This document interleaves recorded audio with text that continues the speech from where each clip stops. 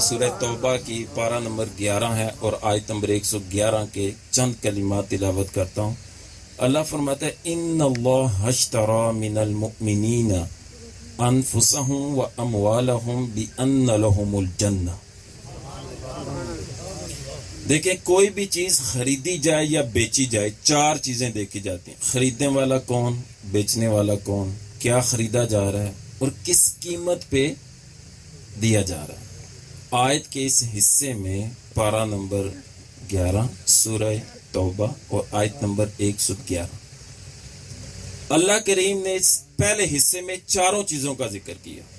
خریدنے والا اللہ، بیچنے والے مومن، کیا بیچ رہے ہیں؟ انفسہم و اموالہم، اپنی جانیں بھی بیچ رہے ہیں، اپنا مال بھی بیچ رہے ہیں۔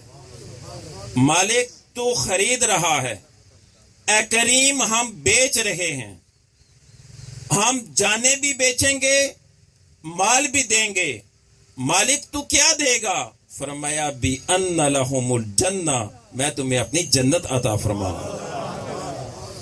بڑے سمجھدار لوگ بیٹھے ہیں، کیا خیال ہے؟ آپ مجھے اس بات کا جواب دیں، یہ مال کس نے دیا ہمیں؟ یہ جان کس نے دی ہمیں؟ یہ جان کس نے دی ہمیں؟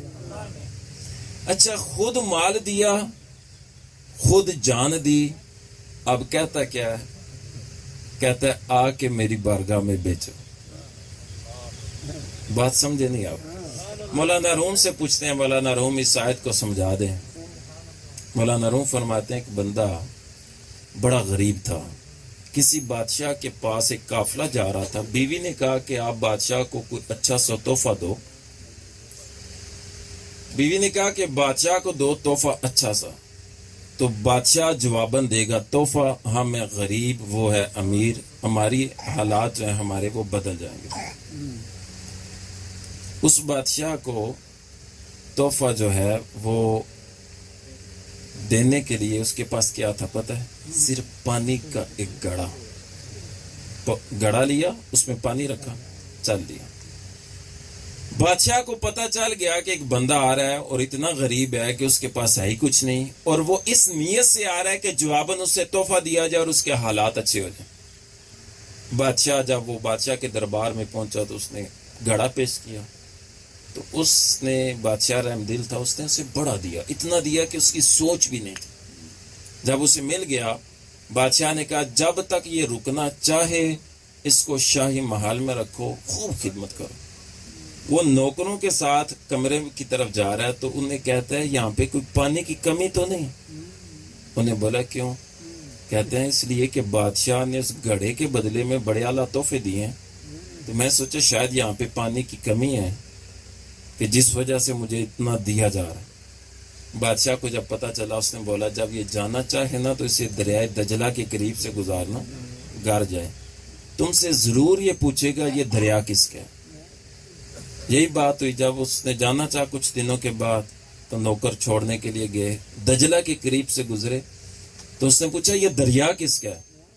نوکر مسکرائے، کہا اسی بادشاہ کا جسے تو یہ کہہ رہا تھا کہ یہاں پانی کی کمی تو نہیں، جس نے گھڑے کے بدلے تجھے بہت دیا۔ بندے کی آنکھوں میں آنسو ہیں، رو رہے، کہتا ہے واہ بادشاہ، تیری بندہ پروری کو سلام، تیرے تو دریا بہ رہے ہیں، گھڑے کے بدلے مجھے اتنا کچھ دیا۔ مولانا روم فرماتے ہیں کہ یہ مالک ہے، اس مالک کا ہم پہ اتنا کرم، جان بھی اس نے دی، مال بھی اس نے دیا، سب کچھ دے کے کہتا ہے ان اللہ اشتری من المؤمنین انفسهم واموالهم بان لهم الجنہ۔ اب کہتا ہے آ جا میری بارگاہ میں، مال میں نے دیا، جان میں نے دی، چاہوں تو ایک سیکنڈ میں لے سکتا ہوں۔ فرمایا میں دنوں وتلک الایام نداولها بین الناس، دنوں کو اللہ بدلتا رہتا ہے لوگوں پہ، چاہے تو ایک سیکنڈ میں لے لے۔ اگر آپ نے ریسنٹلی دیکھنا ہے، آپ کہہ دیں کہ شاید یہ ویسے ہی بات کر رہا ہے، یہ ٹرکی میں جو زلزلہ آیا، شاید آپ کے پاس کتنے آپ کلوز ہیں میڈیا کے، کتنی خبریں ہیں، ہمارے پاس جو وہاں پہ خبریں تھی، جو ہمارے قریبی ساتھی وہاں پہ پہنچے دینے کے لیے، مدد کے لیے، تو انہوں نے ایسے لوگوں کو بھی دیکھا جو ارب پتی تھے، ٹرکی کے ارب پتی لوگ تھے، 40 سیکنڈ کا زلزلہ تھا، وہ 40 سیکنڈز کا. کیا ہوا؟ 40 سیکنڈ کے اندر اندر جو کچھ تھا وہ زمین میں دفن ہو گیا. اب وہ بندہ باہر بیٹھا ہے، پاؤں میں جوتے بھی نہیں ہیں، لوگوں کی طرف دیکھ رہا ہے کوئی آئے میری مدد کرے.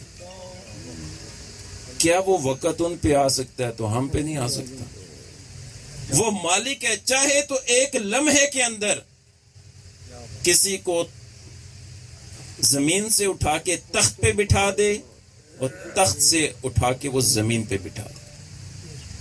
مولانا روم فرماتے ہیں یہ اس کی بندہ پروری ہے، جان بھی دی، مال بھی دیا، سب کچھ دے کے اب کہتا ہے آؤ میری بارگاہ میں خرچ کرو. اچھا خرچ کا کیا مطلب بنے گا؟ اللہ کہتا ہے بیچو. کیا بیچیں؟ جان اور مال کیسے بیچیں؟ کیا اس کی کوئی بولی لگتی ہے؟ نہیں. اللہ کہتا ہے مال ویسے خرچ کر جیسے اللہ چاہتا ہے. جان بیچنے سے مراد یہ ہے کہ اپنی زندگی کو ویسے گزار جیسے اللہ راضی ہو اور اللہ کا رسول راضی ہو. مال اور اپنی جان کو دین اور شریعت کے سپرد کر دے تو فرمایا بِأَنَّ لَهُمُ الْجَنَّةَ، پھر میں تجھے اپنی جنت عطا فرماؤں. بسم اللہ. فرمایا پھر میں تجھے اپنی جنت عطا فرماؤں.